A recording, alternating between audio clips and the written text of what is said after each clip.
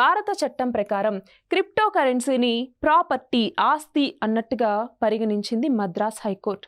మరి ఏమైంది అంటే వాజీరెక్స్ అన్నటువంటి ఒక సంస్థ అన్నటువంటిది ఉంది.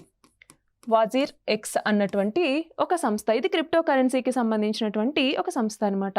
సో ఇందులో ఎవరైతే వాళ్ళ యొక్క క్రిప్టో కరెన్సీకి సంబంధించి ట్రస్ట్ మీద పెట్టి ఉంటారో సో వాళ్ళు విత్డ్రా చేసుకోవాలంటే చేసుకోలేకపోయారు. ఎందుకని అంటే 2024వ సంవత్సరంలో ఈ వాజీరెక్స్ మీద ఏమైంది అంటే ఒక సైబర్ అటాక్ అన్నటువంటిది జరిగింది.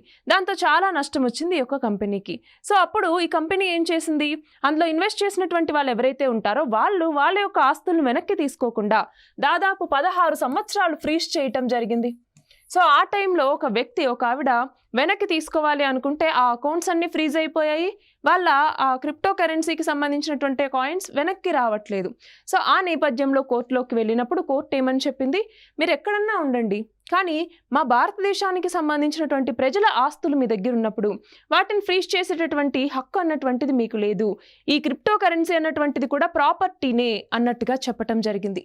సో మనకి ఈ తీర్పును మద్రాస్ హైకోర్టు అన్నటువంటిది ఇవ్వటం జరిగింది.